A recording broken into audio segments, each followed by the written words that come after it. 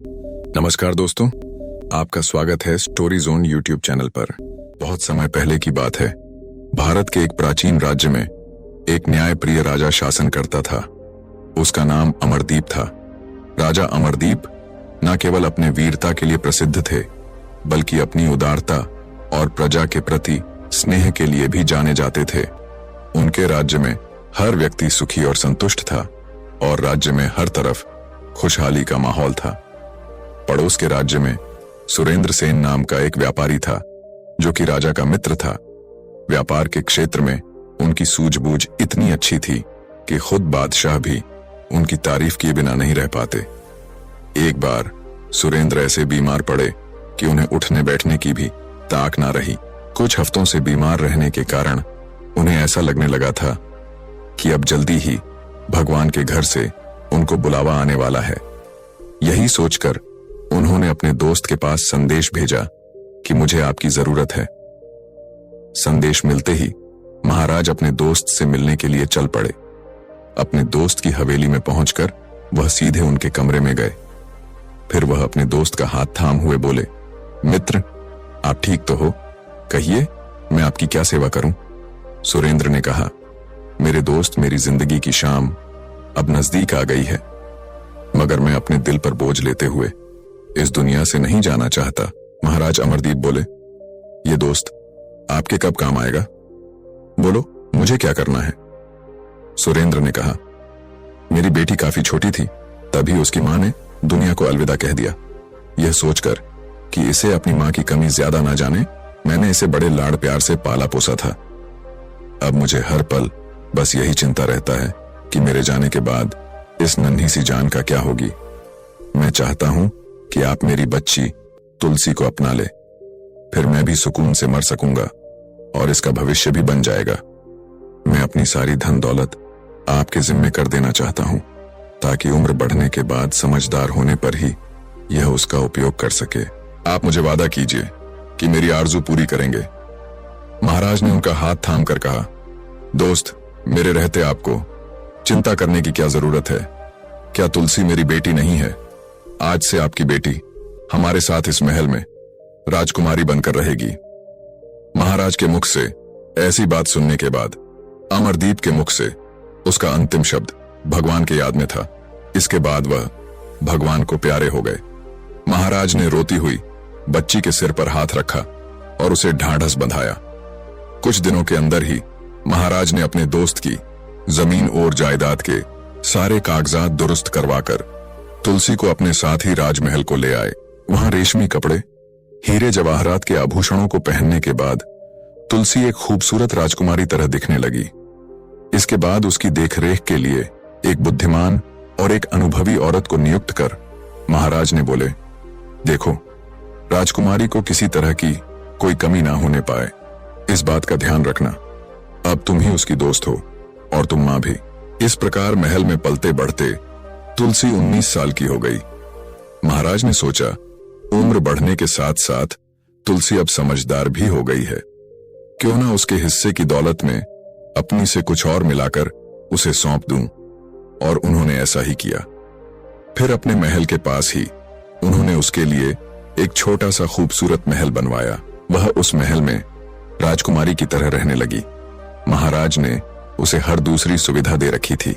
सेवक सेविका, द्वारपाल, सैनिक सभी नियुक्त किए गए थे। सचमुच राजकुमारी जितनी खूबसूरत थी, उतना ही खूबसूरत उसका महल भी था। कुछ ही समय में उसकी गिनती सुंदर, बुद्धिमान और धनवान राजकुमारियों में होने लगी और उसकी ख्याति पूरी राज्य में फैल गई। एक दिन वह अपने महल में अपनी उस बूढ़ी सेविका के साथ बैठी थी, जिसे महाराज ने उसके लिए खास तौर से नियुक्त कर रखा था। तभी खिड़की के पास आने पर उसकी नजर गली से गुजरते हुए एक भिखारी पर गई।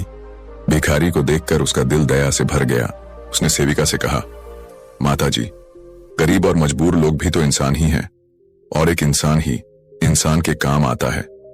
मेरी सारी संपत्ति ऐसे ऐसे गरीब दुखियों की जिंदगी सुधारने के काम आ जाए, इससे बढ़कर खुशी मेरे लिए भला और क्या हो सकती है? सेविका ने कहा, बेटी, तुम्हारी सचमुच बहुत बड़ा दिल है, मगर अब तुम्हारा उन जिम्मेदारियों को निभाने का भी वक्त आ चला है। जिन्हें पूरा करने के लिए ही एक औरत का जन्म होता है। राजकुमारी ने कहा, माताजी कहिए तो कौन सी जिम्मेदारी निभानी है मुझे? सेविका बोली, बेटी तुम सयानी हो गई हो, अब वक्त आ चला है कि तुम अपना घर बार बसा लो। अचानक शादी की बात सुनकर राजकुमारी की नजरें नीचे झुक गईं और वह शर्माती हुई बोली, माताजी आपकी सूझबूझ की तो महाराज भी तारीफ करते हैं। आपके प्यार और मेहनत की बदौलत ही आज मैं इतनी बड़ी हुई हूं, पर मुझे शादी के नाम से बड़ा डर लगती है।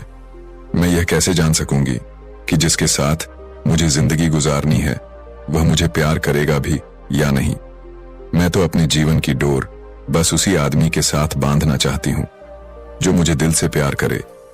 माताजी, मुझे वैसा रिश्ता हरगिज पसंद नहीं जो सिर्फ मेरी खूबसूरती और संपत्ति से खींचा चला आए।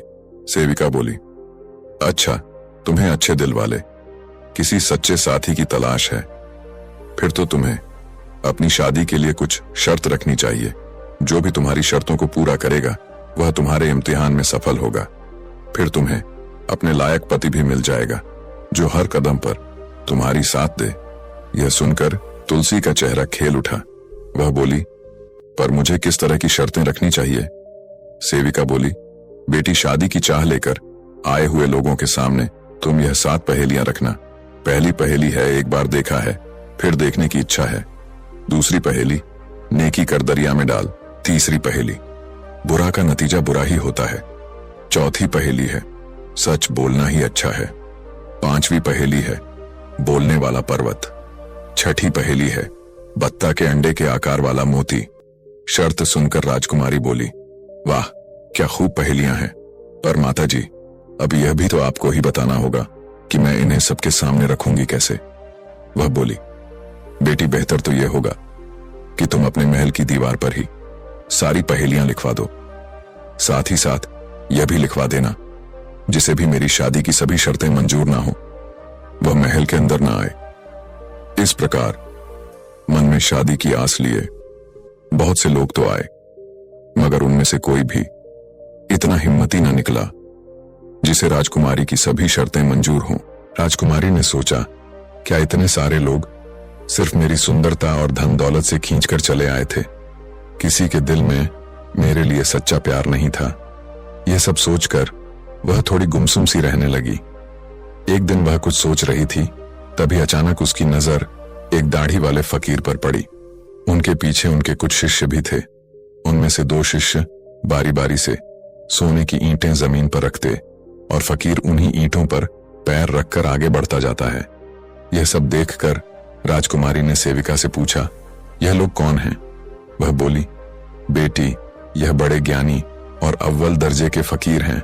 लोगों को भगवान के बताए हुए रास्तों पर चलने की सुझाव देते हैं। ये अभी महाराज के पास जा रहे हैं। राजकुमारी बोली, सच ऐसी बात है तब तो उन्हें मेरे महल में भी आना चाहिए और मुझे आशीर्वाद देना चाहिए। माताजी, आप उन्हें मेरी ओर से खाने पर बुलाइए। फिर क्या था, थोड़ी ही देर बाद फकीर और उनके 40 शिष्य तुलसी के महल के द्वार पर आ पहुंचे। तुलसी ने अपने नौकरों से कहा, फकीर को लाने के लिए मैं जाती हूं। उनके शिष्य को तुम किसी दूसरे कमरे में बैठाना और हां, उनके खाने पीने का पूरा ध्यान रखना। वे जो मांगे उन्हें वही खिलाना। इतना कहकर वह महल के द्वार की तरफ दौड़ पड़ी। फिर वह फकीर को बड़े आदर के साथ महल में लाई और बड़े से कमरे में रेशमी कालीन पर बिठाया। उसके बाद उसने सोने चांदी के बर्तनों में तरह तरह के गर्मागर्म व्यंजन परोसे। इस प्रकार फकीर को दिल खोलकर भोजन कराने के बाद उसने गुलाब जल आगे बढ़ाते हुए कहा, यह आपके हाथ धोने के लिए है। यह सब देखकर फकीर बड़े खुश हुए और बोले, बेटी तुम्हारी खातिरदारी से तो हम बहुत प्रसन्न हो गए, मगर अब मुझे इजाजत दो। भगवान तुम पर हमेशा मेहरबान रहे। इतना कहकर फकीर वहां से जाने के लिए उठ गया। यह देखकर राजकुमारी उन्हें थोड़ी देर और रोकने के लिए विनती करने लगी। उसने यह भी कहा कि उन जैसे फकीर के वहां आने से उसकी इज्जत बढ़ी है। फकीर बोले, बेटी मुझे अब और ना रोको। मैं एक फकीर हूं और एक फकीर को इन शाही सुख सुविधाओं से दूर ही रहना चाहिए। वह बोली, ठीक है, मगर मुझे इतना तो हक है कि मैं आपको अपनी तरफ से हीरे सोने चांदी के रूप में कुछ तोहफे दे सकूं। मेहरबानी करके आप इन्हें तो ले लें। फकीर बोला, बेटी फकीर को इन भौतिक चीजों से क्या काम। उसकी जीवन पर तो हर वक्त बांस भगवान का ही नाम रहता है। उसके दिल में बस भगवान ही समाया रहता है। राजकुमारी ने उनसे कहा, ठीक है, अब मैं आपको और तंग नहीं करूंगी, मगर इतना वादा तो करते जाइए कि आप यहां दोबारा आएंगे। फकीर बोला, बेटी मैं जरूर आऊंगा। इतना कहकर फकीर अपने शिष्य के साथ महल से बाहर निकल पड़े। उनके जाने पर राजकुमारी ने सेविका से कहा, ऐसे पहुंचे हुए फकीर के आने से हमारे महल की रौनक बढ़ गई है। सचमुच हम बड़े नसीब वाले हैं। इस प्रकार दोनों आपस में बातचीत करके काफी खुश थे, मगर सच बात तो यह थी कि वह फकीर नहीं बल्कि एक शातिर लुटेरा था। वह फकीर का वेश बनाकर अपने दल के साथ दिन में धनवान के घरों में जाता था और पूरा भेद लेने के बाद रात को उन्हीं घरों में लूटपाट करता था। फकीर और उसके शिष्य के जाने के बाद पूरा महल अस्त व्यस्त हो गया था। नौकर चाकर ने काफी मेहनत मशक्कत करके कमरों को साफ किया और एक एक चीज को ठीक से रखा। साफ सफाई करने के बाद वे सब काफी थक गए थे। इस कारण वे सभी बिस्तर पर जाते ही गहरी नींद में सो गए। उधर फकीर की खातिरदारी करते करते राजकुमारी और उनकी सेविका भी थक चुकी थी, इसलिए दोनों सोने चली गईं। इसका लाभ उठाते हुए रात बीतने पर फकीर और उसके आदमी लूटपाट करने की नीयत से आहिस्ते आहिस्ते महल में घुस गए। फिर उन्होंने हीरे की गहने आदि सभी कीमती चीजें बटोर लीं। अब वे कुछ देर में वहां से चलने ही वाले थे कि शोरगुल सुनकर नौकरों की नींद खुल गई और वे लुटेरों को पकड़ने के लिए उनकी तरफ दौड़ पड़े। उसी समय राजकुमारी और उसकी सेविका की नींद भी टूट गई। अधिक तादाद में और हथियारों से लैस होने के कारण लुटेरों ने सभी नौकरों को जख्मी कर दिया और वे गहने लेकर भागने में कामयाब हो गए। मगर राजकुमारी ने लुटेरों के सरदार को पहचान लिया था। वह जान चुकी थी कि लुटेरे कोई और नहीं बल्कि फकीर और उसके शिष्य ही थे। फिर भी वह रात भर खुद को कोसती रही। मैं कितनी भोली थी कि बहुरूपी फकीर की झूठी बातों में आ गई। क्या एक इंसान भी इस तरह किसी के विश्वास से खेल सकता है? सुबह होते ही राजकुमारी ने महाराज के पास जाकर उन्हें कल की सारी घटना सुनाई। फिर उसने कहा, उस ठग फकीर ने ऐसा करके सचमुच बहुत बड़ा अपराध किया है। उसे इसकी सजा जरूर मिलनी चाहिए। फकीर के बारे में ऐसी बात सुनकर महाराज बड़े गुस्से में आ गए और बोले, चुप रहो, तुम्हें पता है तुम किसके बारे में और क्या कह रही हो, और वह भी मेरे सामने। कम से कम फकीर और लुटेरे में तो फर्क करना सीखो। जमाना बीत गया मुझे उनकी मुरीदी करते हुए, और आज तुम उन पर ऐसा इल्जाम लगा रही हो। राजकुमारी ने कहा, नहीं, मैं किसी पर यूं ही इल्जाम नहीं लगाती, पर मैंने जो कुछ अपनी आंखों से देखा है उसे कैसे झुठला दूं। यह सुनकर महाराज आग बबूला होकर बोले, एक फकीर पर झूठा इल्जाम लगाकर तुमने अपराध किया है और इसके लिए तुम्हें माफी नहीं जाएगा। उसी समय महाराज ने अपने सिपाही को बुलाकर कहा, इस मुजरिम को ले जाकर इतने पत्थर मारो कि इसे जिंदगी से ही छुटकारा मिल जाए। महाराज के इस आदेश को सुनते ही दासी महाराज से बोले, महाराज राजकुमारी को माफ कर दीजिए। मेहरबानी करके अपने दोस्त के इंतकाल से पहले उन्हें दिए गए वादे तो याद कीजिए। उनके गुजरने के बाद उनकी जगह आपने ही तो ली है। फिर क्या कोई वालिद अपनी ही औलाद को इतनी सख्त सजा दे सकता है? नहीं महाराज, भगवान के लिए ऐसा ना कीजिए। सजा ही देनी है तो उन्हें हर ऐशो आराम से बेदखल कर देश से निकाला दे दीजिए। महाराज ने थोड़ी देर सोचा, फिर कहा, ठीक है, राजकुमारी को उसकी दौलत से बेदखल कर हमारे मुल्क की सरहद के पास ले जाकर छोड़ दिया जाए, ताकि सारे उम्र वो मुझे अपनी सूरत न दिखा सके।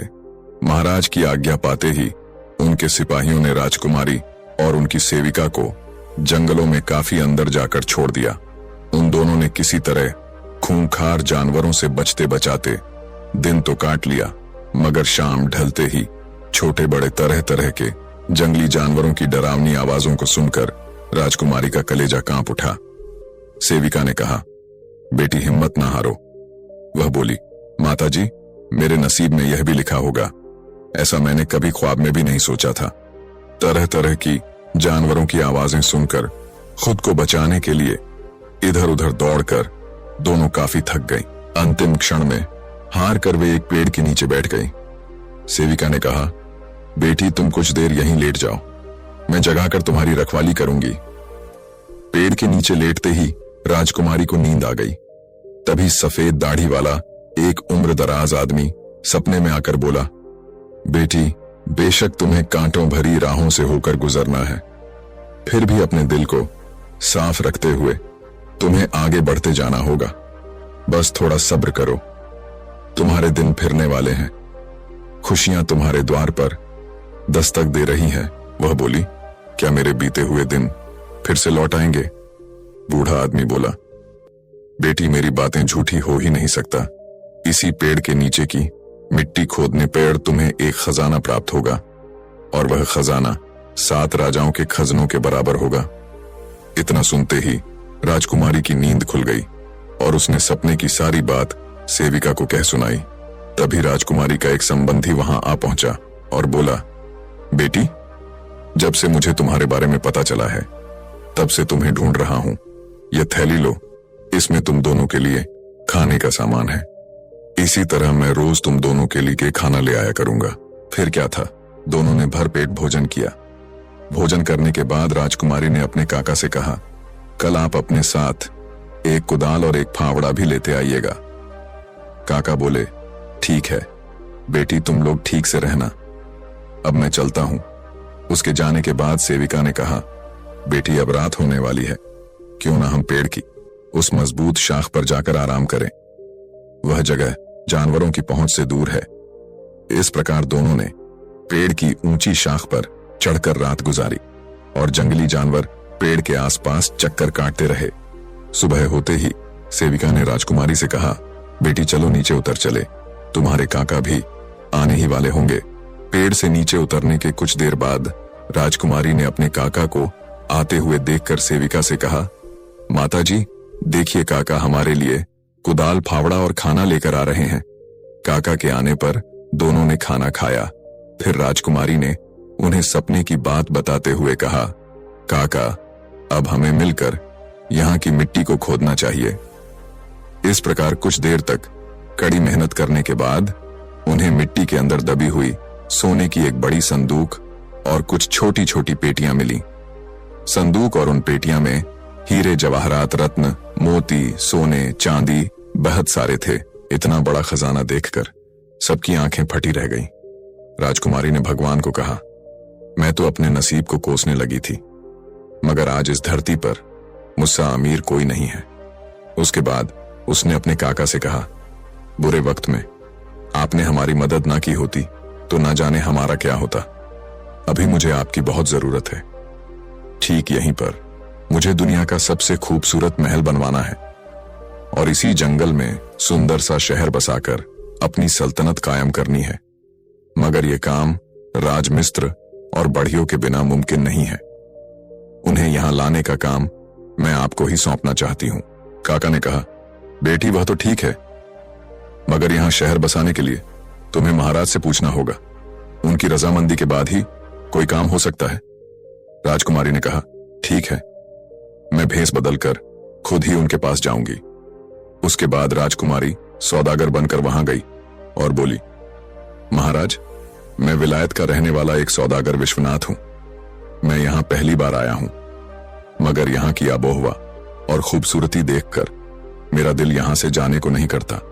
मेरे पास धन दौलत की भी कोई कमी नहीं है। अगर आप इजाजत दें तो मैं आपकी सरहद से सटे जंगल में अपना सुंदर सा शहर बसा लूं।